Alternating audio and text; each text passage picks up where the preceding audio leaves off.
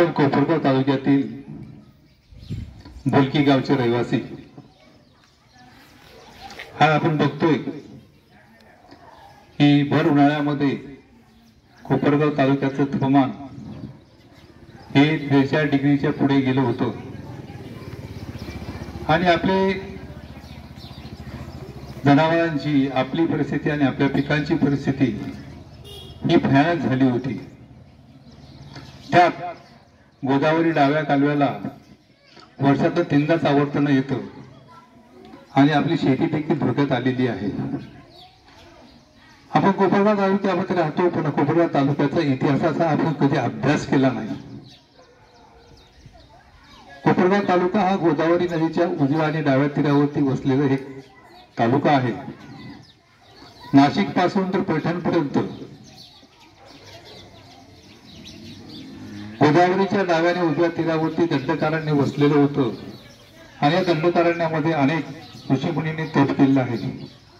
आपण कोपरगावच्या संवत्सर गावामध्ये शृंगेश्वर ऋषींनी, कोकणमध्ये हिमांड ऋषींनी तप केलेलं आहे। कोपरगावच्या बेटामध्ये शुक्राचार्यांनी तप केलेलं आहे। आपल्या ह्या भागामध्ये दाऊद येथे प्रभू रामचंद्रांनी केशवपन केलेलं आहे। आता दंडकारण्यामध्ये एवढा मोठा पवित्र हा तालुका, परंतु भविष्यामध्ये ह्या तालुक्यातील वृक्षतोड झाल्यामुळे 1899 मध्ये कोपरगाव तालुक्यामध्ये मोठा दुष्काळ पडला। त्यामुळे पशु आणि माणसांची जीवितहानी झाली आणि तत्कालीन ब्रिटिश शासनाने नाशिककडे दारणा धरण बांधलं आणि कोपरगाव तालुक्याला डाव्या आणि उजव्या कालव्यातून गोदावरी डाव्या आणि गोदावरी उजव्या कालव्यातून पाणी दिलं। आपण 100 वर्षापासून हे पाण्याचा उपभोग घेतो, त्यामुळे आपल्या दुष्काळाची चटकी कधी बसली नाही। आपण जर काही तहसीलला गेलात आणि 100 वर्षामध्ये आपल्या कोपरगाव तालुक्यामध्ये किती पाऊस पडला दरवर्षी याचा कधी हिशोब काढला तर आपल्या निदर्शनास येईल की कोपरगाव तालुक्यामध्ये एकाही वर्षी 17 इंचापेक्षा जास्त पाऊस पडलेला नाही।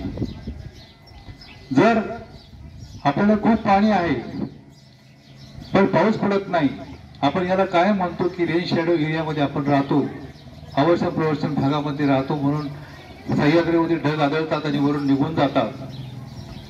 परंतु हे जे भरलेले ढग आपल्या डोक्यावर आता दिसतात हे जर आपल्याकडे आकर्षित करून घ्यायचे असतील तर आपल्याकडे ताकद नाही, ती ताकद फक्त वृक्षांमध्ये आहे, झाडांमध्ये आहे। आपल्या कोपरगाव तालुक्यामध्ये अनेक वखारी आहेत पण झाडं लावणारी लोक कोणीच नाही। त्यामुळे आपल्या गावामध्ये कुठे जागा दिसेल, घरापुढे जागा दिसेल, कुठे जागा दिसेल तिथे झाड लावा आणि झाड जगवा। आपल्या शेताच्या बांधावरती किमान 10 झाडं तरी पाहिजेत जो पक्ष्यांनाही आधार देईल आणि हे जे वाहून जाणारे भरलेल्या पाण्याने वाहून जाणारे ढग आहेत त्यांना आकर्षित करून ह्या भागात पाऊस कोसळेल। या भागात कोसळलेला पाऊस हा आपल्या गारवा नाल्याने वाहून गेला पाहिजे, नाल्याने वाहून नाही गेला पाहिजे, तर हा आपल्या गावामध्ये तुंबून राहिला पाहिजे। त्याकरता आपण त्याचं पाणी हे साठवलं पाहिजे, हलवलं पाहिजे, जिरवलं पाहिजे। आपल्या विहिरी आपण रिचार्ज केल्या पाहिजे। आपण जर कधी अभ्यास केला तर जुलै महिन्यापासून तर ऑक्टोबर महिन्यापर्यंत आपल्या विहिरीतलं पाणी आपण हाताने काढू शकतो, इतकं पाणी असतं। जर आपण प्रत्येक शेतकऱ्यांनी शेततळं जर केलं आणि विहिरीतलं पाणी उपसून त्या शेततळ्याने साठवून ठेवलं तर आपल्याला कोणावरती अवलंबून राहण्याची वेळ येणार नाही। आपण स्प्रिंकलर किंवा ड्रिपने आपली शेती व्यवस्थित आणि उत्कृष्टपणे करू शकतो। रब्बी हंगाम, उन्हाळा हंगाम आपण चांगला काढू शकतो। आपला तालुका, आपलं गाव, आपलं राज्य, आपला देश आपण समृद्ध करू शकतो। शेतीप्रधान देश आहे आपला। आपण गोदावरी डाव्या कालव्याच्या शेजारी राहतो परंतु आपले शेतकरी कोणीच 7 नंबरचे फॉर्म भरत नाही। आपण 7 नंबरच्या फॉर्मची मागणी दिली नाही तर भविष्यामध्ये आपल्याला पाणी मिळणार नाही, हे कालवे बंद होतील।